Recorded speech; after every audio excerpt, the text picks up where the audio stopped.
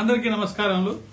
భారతదేశ సంస్కృతి ప్రకారం మనము చిన్నపిల్లలు భావి భారత పౌరులని వాళ్ళ యొక్క ఆరోగ్యం లేకపోతే అభివృద్ధి కోసం అటు దేశం, ఇటు ప్రజలు, ఇటు సమాజం అందరూ పాటుపడుతుంటారు.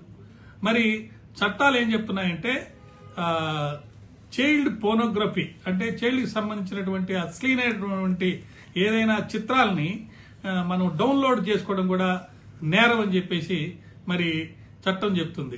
అయితే ఈ మధ్య మద్రాస్ హైకోర్టులో S Harish versus inspector of police అనే కేసులో మద్రాస్ హైకోర్టు వాళ్ళు డౌన్లోడింగ్ అనేది చైల్డ్ పోర్నోగ్రఫీకి సంబంధించిన వీడియోల్ని డౌన్లోడ్ చేసుకొని చూడటం అనేది అంటే ప్రైవేట్ గా చూడటం అనేది తప్పు కాదు, చట్ట వ్యతిరేకం కాదని ఒక తీర్పు ఇచ్చడం జరిగింది. దాన్ని section 67B of information technology act కింద కాదని చెప్పి చెప్పడం జరిగింది.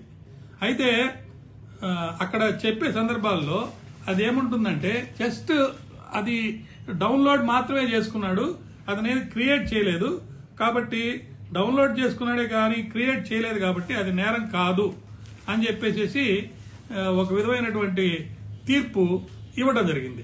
అయితే ఈ తీర్పుని చాలా మంది ఇది తప్పు, ఇలా చట్ట వ్యతిరేకంగా ఈ తీర్పు వచ్చిందని చెప్పేసి అంటున్నారు. అదేవిధంగా ఈ మధ్య కేరళ హైకోర్టులో కూడా ఒక తీర్పు వచ్చింది.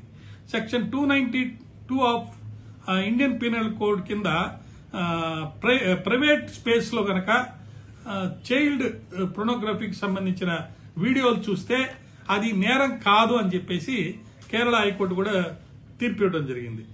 అయితే పోలీస్ వాళ్ళు వాళ్ళ ఛార్జ్ షీట్ లో వాళ్ళు ఏమన్నారంటే 14(1) of the protection of children from sexual offences అంటే పోస్కో యాక్ట్ 2012 కింద, అదేవిధంగా section 67B of IT act కింద ఈ రెండు చట్టాల కింద లేకపోతే రెండు నేరాలకు సంబంధించి కేసు పెట్టడం జరిగింది. అయితే ఇక్కడ ప్రాబ్లం ఏంటంటే సెక్షన్ 67Bలో క్లాస్ బి ఉంది. ఆ క్లాస్ బి మనం చదివినప్పుడు మరి కలెక్ట్ చేసినా డౌన్లోడ్ చేసినా అది అఫెన్స్ అని చెప్పే క్లియర్ గా ఉంటుంది. ఇట్లాంటి పరిస్థితుల్లో మరి ఈ రెండు తీర్పులు చట్ట వ్యతిరేకంగా ఇచ్చిన తీర్పులుగా ఎక్కువ మంది అనుకుంటున్నారు.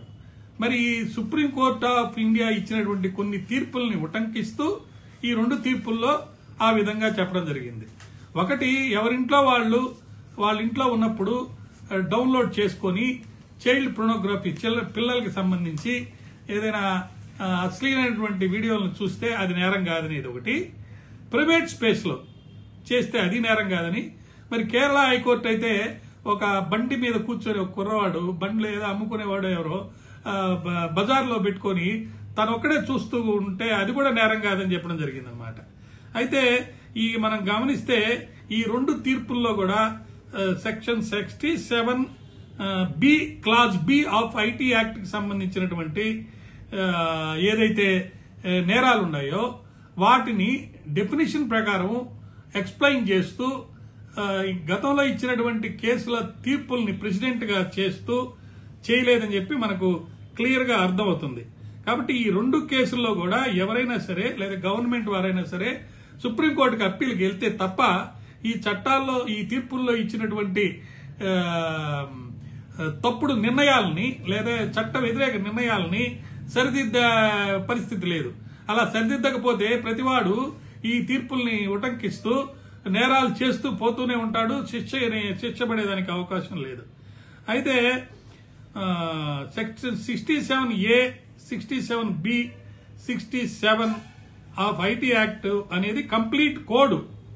అంటే అక్కడ నేరం ఏంటి, దానికి వేయాల్సిన శిక్ష ఏంటి, ఇవన్నీ కూడా ప్రొసీజర్ ప్రకారం దాంట్లో చెప్పడం జరిగింది. అయితే దీని ప్రకారం చూస్తే 2009లో వచ్చినటువంటి అమెండ్మెంట్ ప్రకారం డౌన్లోడ్ చేసుకోవడం అనేది నేరం. ఈ స్పెషల్ యాక్ట్స్ పోస్కో గానీ లేకపోతే అడిషనల్ ప్రొవిజన్స్ ఐటీ యాక్ట్ లో గానీ ఇవన్నీ చేసింది చిల్డ్రన్ ని ఒక సెక్సువల్ గా ఎక్స్ప్లాయిటేషన్ కాకుండా ప్రొటెక్ట్ చేసే దానికోసం ఇచ్చినటువంటి తీర్పులు.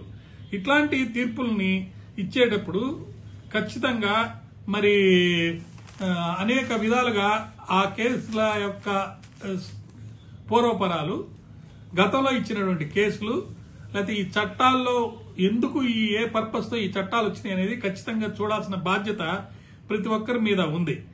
ఇప్పుడు ముఖ్యంగా చెప్పాలంటే నేషనల్ క్రైమ్ రికార్డ్స్ బ్యూరో అది minister of home affairs, American national centre for missing and exploited children, ఈ రెండు కలిపి ట్యాగ్ అయిపోయింది. జియో ట్యాగర్ సైబర్ టైప్ లైన్ అనే దాంతో ట్యాగ్ అయితే ఆ వచ్చినటువంటి రిపోర్ట్స్ మనం చూస్తే చైల్డ్ సెక్చువల్ అబ్యూజ్ మెటీరియల్స్ అనేది ఎవరు ఎక్కడ అప్లోడ్ చేసినా, ఎవరు డౌన్లోడ్ చేసినా వాళ్ళని గనక నేరస్తులుగా చేసి వాళ్ళ కనుక శిక్షలు కనుక వేయటం జరిగితే ఖచ్చితంగా ఈ కాంట్రవర్సీ లేకపోతే ఇన్కన్సిస్టెన్సీ అనేది తప్పకుండా పోతుంది. కారణం ఏంటంటే చిల్డ్రన్ అనేవాళ్ళు కన్సెంట్ అనేది ఇవ్వరు, దేనికి కూడా ఇవ్వలేరు. వాళ్ళ గార్డియన్ ద్వారా కన్సెంట్ తీసుకోవాలి. గార్డియన్ కూడా పొర్నోగ్రఫీకి పిల్లల్ని గనక వాడుకునే అవకాశం గనక ఇస్తే గార్డియన్ శిక్షార్హుడు. కన్సెంట్ ఇవ్వనప్పుడు వాళ్ళ చేత యాక్ట్ చేపించి వాళ్ళేదో సెక్స్ మీద బాగా ఇంట్రెస్ట్ గా ఉన్నట్టు, లేకపోతే వాళ్ళని అందంగా చిత్రీకరించి మేకప్లు చేసి ఆ విధంగా చేసి పిల్లల్ని ఇచ్చే పొర్నోగ్రఫీకి వాడుకున్నప్పుడు ఖచ్చితంగా అది పెద్ద నేరం. దాన్ని ప్రివెంట్ చేయాలంటే డౌన్లోడింగ్ గానీ అప్లోడింగ్ గానీ ఈ రెండు కూడా నేరంగా పరిగణించి దానికి శిక్ష కనుక వేస్తే తప్ప మరి త్వరితగతిన న్యాయాన్ని ప్రజలకు అందించడంలో ఈ యొక్క పర్పస్ ఆఫ్ ద యాక్ట్ ని అచీవ్ చేసే దాంట్లో మనం పూర్తిగా మరి సఫలం పొందలేము. భారత రాజ్యాంగంలో రాసుకున్నటువంటి మానవ హక్కులని ప్రొటెక్ట్ చేయాల్సింది, మరి ముఖ్యంగా చిల్డ్రన్స్ ఎక్స్‌ప్లాయిట్ ని ప్రొటెక్ట్ చేయాల్సింది మనందరి మీద ఉంది. కాబట్టి తప్పకుండా అప్లోడింగ్ డౌన్లోడింగ్ ని ఈ చిల్డ్రన్ కి సంబంధించి ఖచ్చితంగా ప్రొహిబిట్ చేసేదానికి ఈ తీర్పుల మీద ఎవరైనా సరే లేకపోతే గవర్నమెంట్ కానీ అప్పీల్ వెళ్ళి ఆ ఇన్కన్సిస్టెన్సీని దూరం చేస్తుందని చెప్పేసి నేను నమ్ముతున్నాను.